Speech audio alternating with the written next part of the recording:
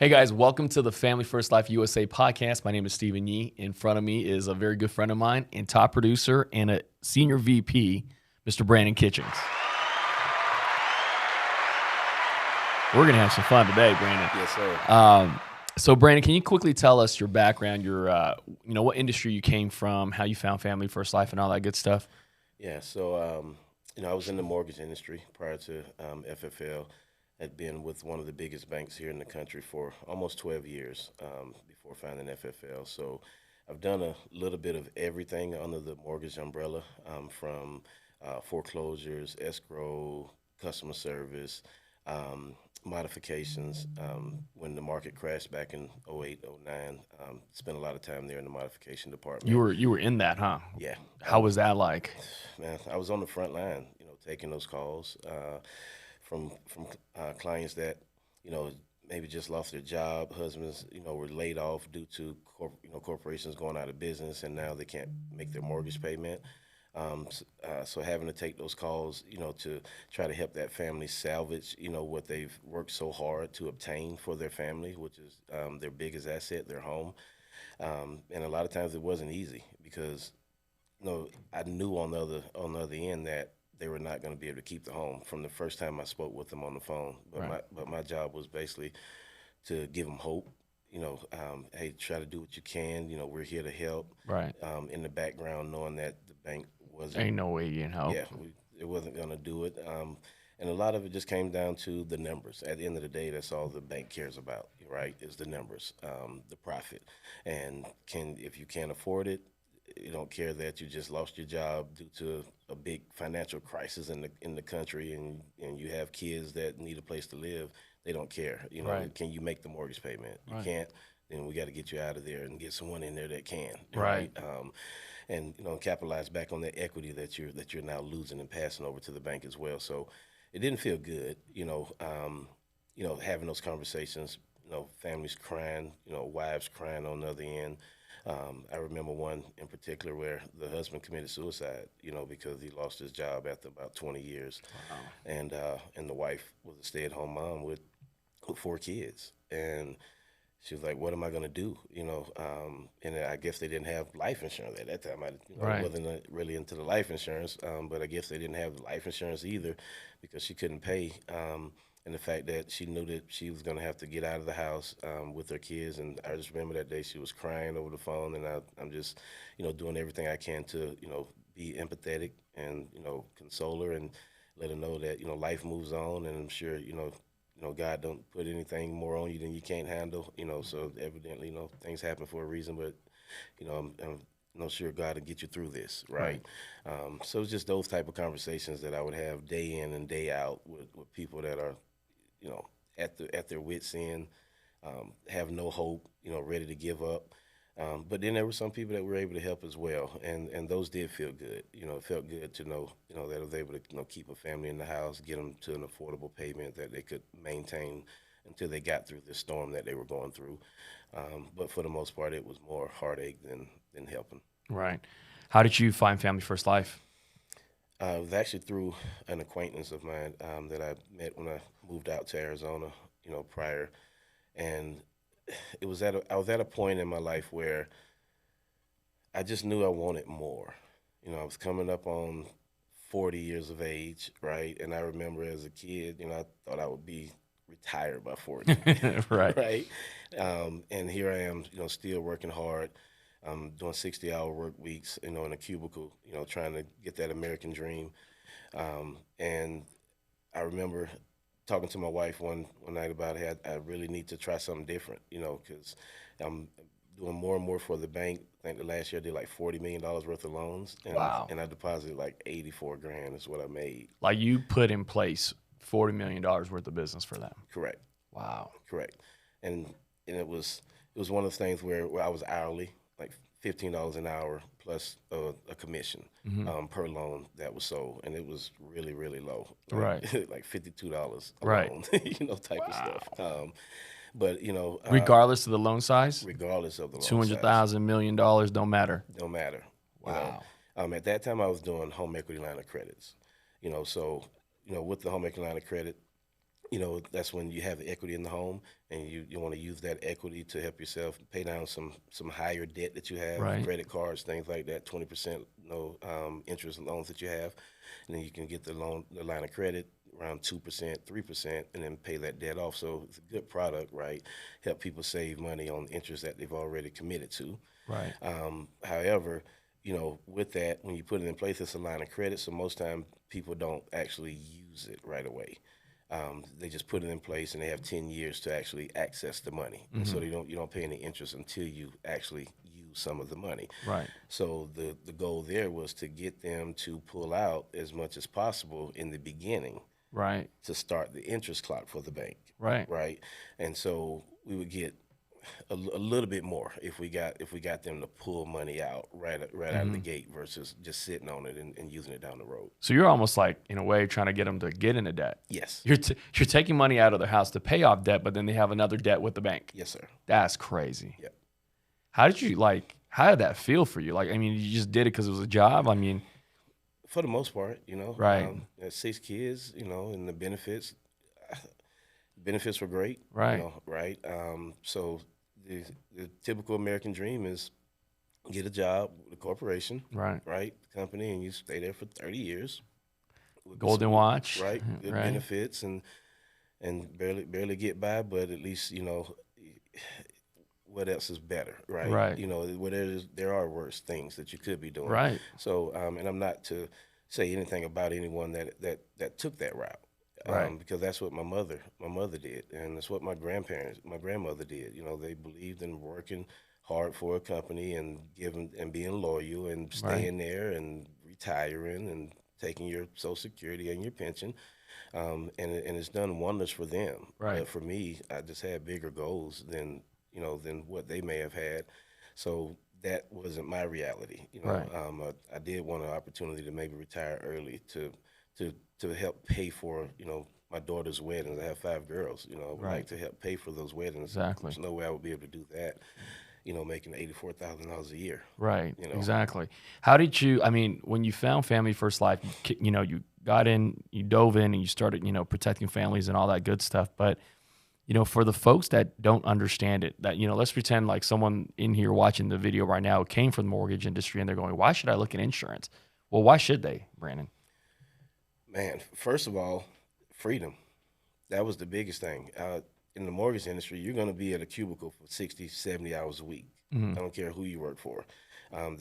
It may be even more, because that's what's required. You need to be there at that cubicle taking those calls, and they're going to, tell you when you can take a break, when you can go to lunch, when you can take a vacation, when you can't take a vacation, due to business needs, Right. So if you're looking for freedom, that was the biggest thing that I love about this opportunity was I have the freedom to work from anywhere that my cell phone works. Right. Right. So it's nothing for me to take my family on a vacation and still be able to work while we're on a vacation. Right.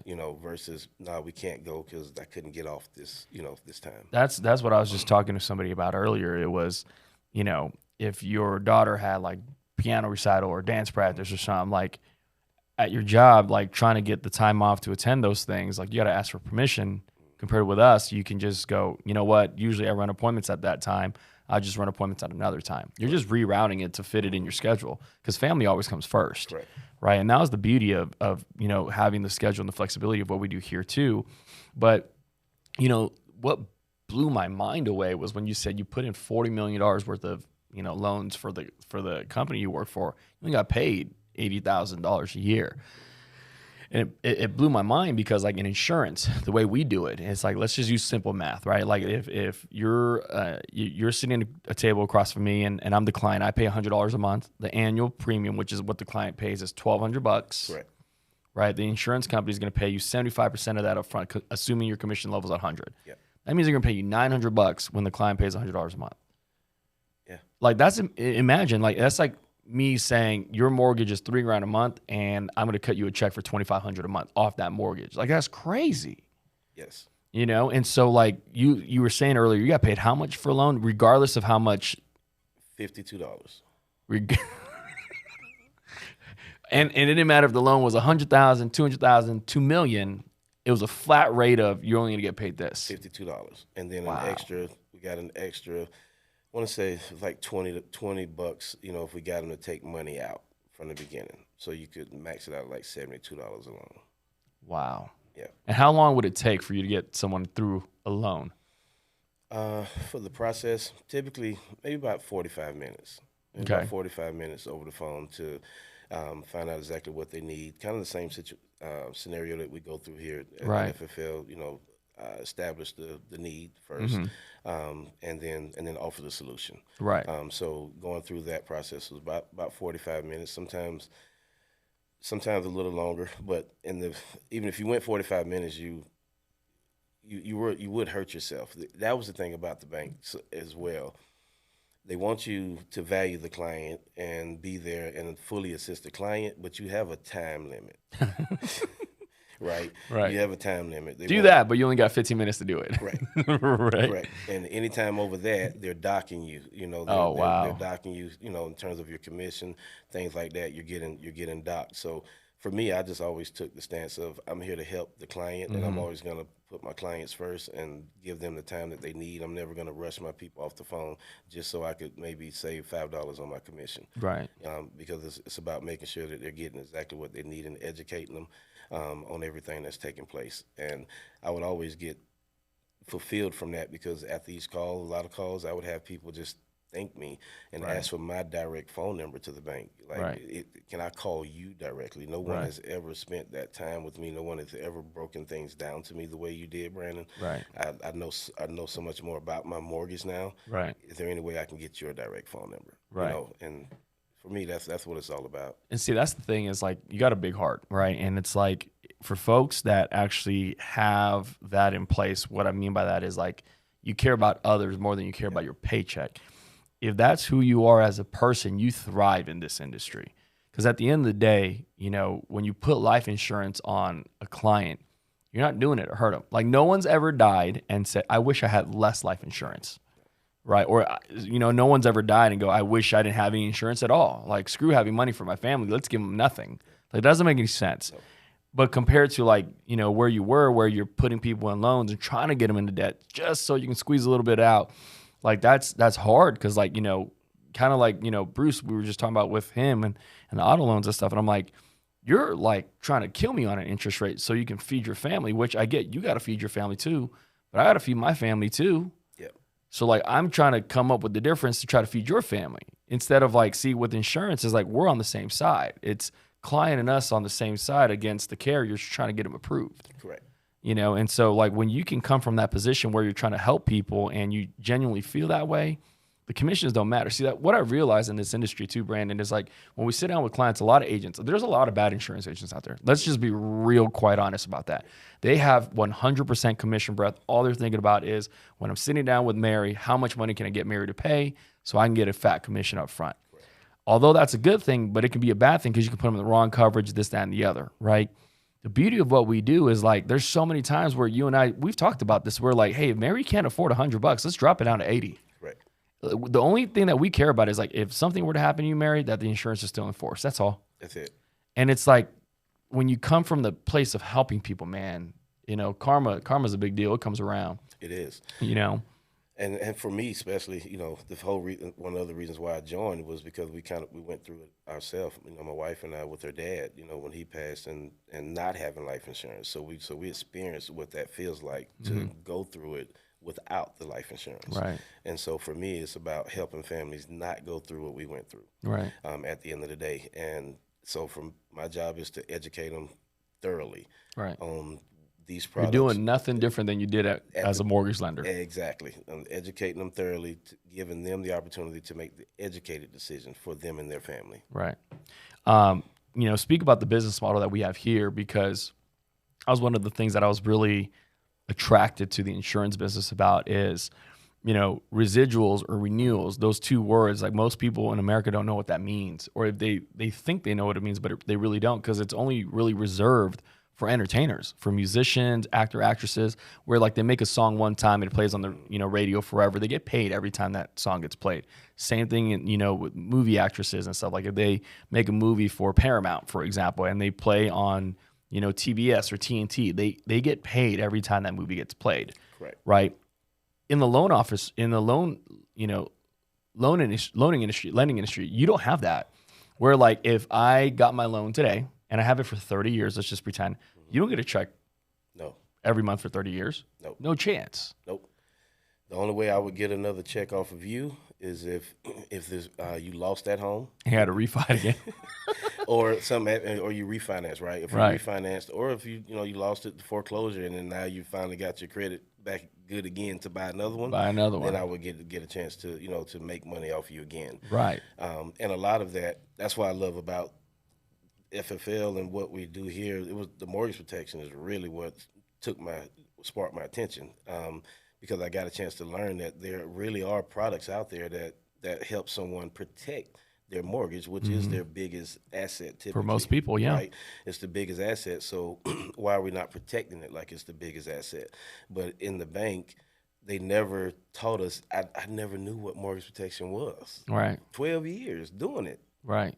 People pay PMI, though, and they think it's mortgage protection. Yes. But they think it's for their families, but it's actually protecting the bank. Correct. And that's because that they're in our training, there's specific ways that they have us talk about the PMI that may lead them on to sometimes even that it helps them. Right.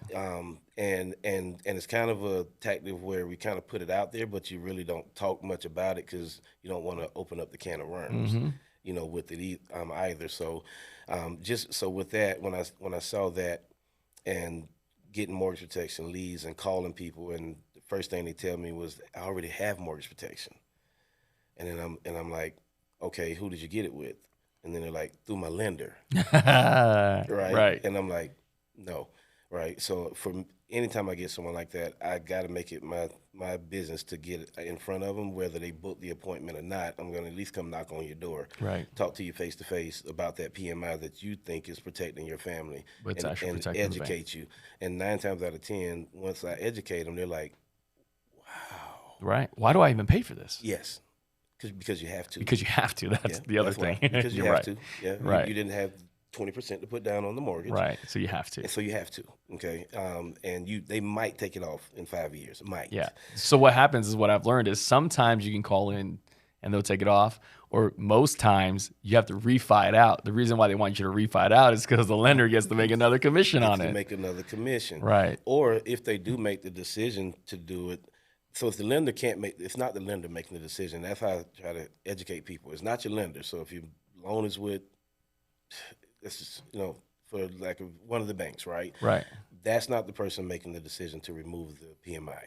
It's not the bank. It's the actual, the person that invested on the loan. So, the person that actually put the money up for you. Oh, wow. Yes, whether it was Fannie Mae or Freddie Mac, or whoever the investor was that put up the $300,000 for you to get the loan, that's the person that gets to make the final decision. So the bank, and when you call in and you say, I want to remove my PMI, typically what they're going to say, okay, you need to get an appraisal done.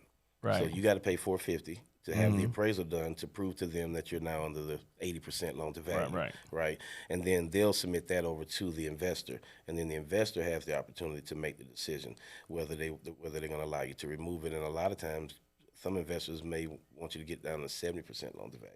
Oh, wow. But they'll tell you that on the back end. Right. Yeah.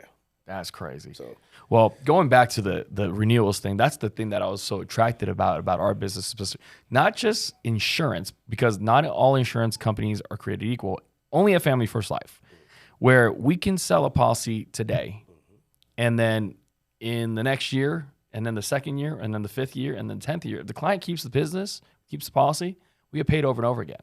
That's like you doing loans for 12 years and getting paid today for the loans you did 12 years ago. Never happened. Right. But that's what's attractive about our industry, right? Is that we are able to do that. Even if you talk about the commissions too, getting paid $52 on it, don't matter how much the loan is, $52, like you said, plus your base salary, let's just say it's $20. Okay, you're making $72 an hour. Dude, some of our agents make like 2,000-3,000 an hour, Yes. for protecting families. And that's what's so attractive about our business. I mean, Brandon, for those that are looking into Family First Life or looking to just get started with the insurance business that are from the mortgage lending business, anything that you would wrap up and tell them about like why they should work here? If you believe in yourself, that's my biggest thing. Is if you believe in yourself and you believe that you're worth more than what you're currently getting, then it's a no-brainer to give Family First Life a try. You're already doing the exact same things in the mortgage industry that it requires to be a successful insurance agent. You're already doing the exact same things. Will you maybe have to learn some new things? Yes. Right. But even in the mortgage industry, we're constantly learning there as well. Right. They require training every year. Right. That you have to do to stay on top of your game. Right. So it's the same thing here. So my biggest thing is you're already working, you're already putting the hours in. You could put those same hours in here for yourself and your family, and truly see better results. Right. And buy back your time for your family as well. Being able to spend that time with them. So if you're out there and you're in the mortgages, you're doing anything actually outside of what we do here at FFL, and you really want more, give us a call. Check out the links, check out the videos, give us a call, speak with one of us so we can, help guide you, down the right path, to financial freedom. One of the things I will say, and I can advocate this on your behalf, Brandon, is I've had a pleasure working with you for the last 2 years, and like you truly care about helping people. Like you want them to win almost sometimes more than they want to win themselves. If someone that's watching this video, they're nervous or they have questions or they want to even have a chance to work with you, what's the best way for them to get a hold of you? Best way to get a hold of me, you can definitely check out the website, fflmarathon.com. You can give me a call direct as well, 480-528-0724. I will definitely pick up the phone, take your call. If not, I'll send you a text, let you know I'll call you back. But I'm here to help anyone win. Perfect, man. I love that. So, Brandon, thank you for coming on. And we're so glad to have you here because this year alone, you will sell over $400,000 worth of insurance yourself. Your team will have probably placed close to $5-6 million worth of business just in your agency for the year. Like, dude, I'm so excited to see you grow, man. Help a lot more families. So, Brandon, thank you for hopping on. Thank you guys for jumping on. If you have any questions, feel free to reach out to Brandon, and we'll see you at the top.